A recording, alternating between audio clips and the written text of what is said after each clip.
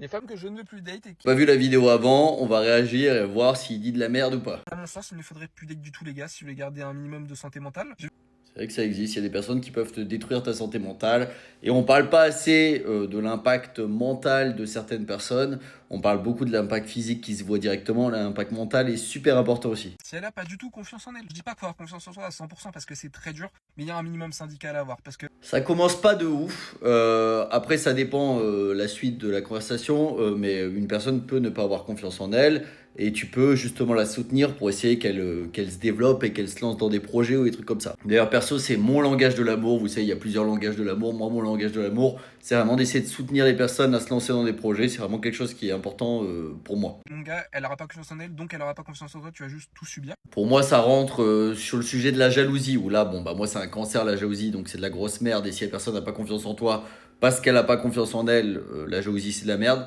Pour le reste, je trouve que c'est un peu une généralité. Dans la même veine, si elle a pas du tout réglé la relation, elle est encore traumatisée par la relation qu'elle a eue avec son daron. Bah, j'imagine traumatisée par n'importe quelle relation. Derrière, si elle n'a pas réussi à passer outre ça, mieux vaut qu'elle se fasse accompagner pour aller mieux avant de se mettre en couple, certainement. Juste subir toutes les erreurs qu'il a fait avec, c'est toi qui vas les prendre dans la gueule, mon gars. Perso, j'ai assez donné avec ce genre de fille et la pire phrase qu'on m'ait dit, c'est t'es le père que j'ai jamais eu. Et pour cette fille-là, c'était un compliment, je suis encore traumatisé.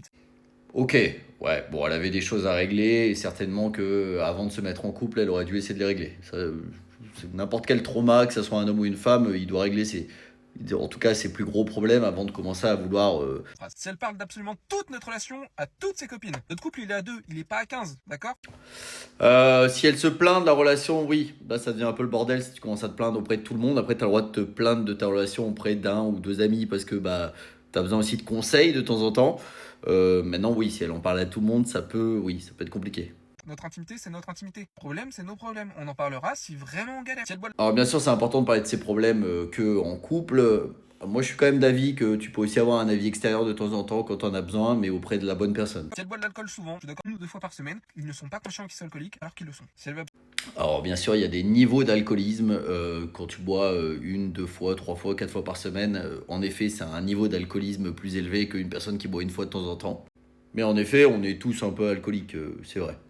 C'est un peu extrême quand même. absolument des enfants, moi je sais pas si j'en veux ou si j'en veux pas, donc je peux pas brider une personne à être avec moi alors que ça se trouve dans 10 ans je lui dirais que bah, en fait je veux pas de gosse. Alors ça, c'est un point super important. Soyez clair dès le départ, hein. Si voulez à tout prix des enfants ou si vous en voulez pas, mettez-vous pas en couple avec quelqu'un qui veut l'inverse. Bon, lui, il sait pas, donc c'est un peu compliqué. Mais dans l'idée, ouais, mettez-vous d'accord parce que sinon c'est un bordel. Elle ressent le besoin constant de me montrer que j'ai de la concurrence avec des phrases de oui, si toi tu le fais pas, un autre le fera. Je laisse Ouais, réflexion de connasse ou de connard, hein, mais c'est de la merde. pas de projet, celles qui n'ont pas d'ambition, qui se laissent vivre comme ça. J'ai pas Ça dépend vraiment de ta mentalité. Il y a des gens qui vivent très bien sans projet et sans ambition. L'ambition, c'est pas un truc que tout le monde doit avoir. Il y a des gens qui n'ont pas d'ambition et qui vivent très heureux. Donc ça dépend vraiment de ta vision à toi. C'est très spécifique à toi, entre guillemets. Faut pas juger les personnes qui n'ont pas d'ambition. Souvent, d'ailleurs, c'est des personnes assez heureuses. moi je veux que tu aies des passions, je veux que tu aies envie de construire ta vie, que tu sois actrice de ta vie, je sais pas. Donc c'est une différence quand même entre avoir de l'ambition et juste rien foutre de tes journées, hein. C'est deux choses totalement différentes. Bref, voilà, viens voir mon spectacle sur les relations toxiques que je joue du mardi au samedi à Lyon et un peu partout en France. Allez, bisous.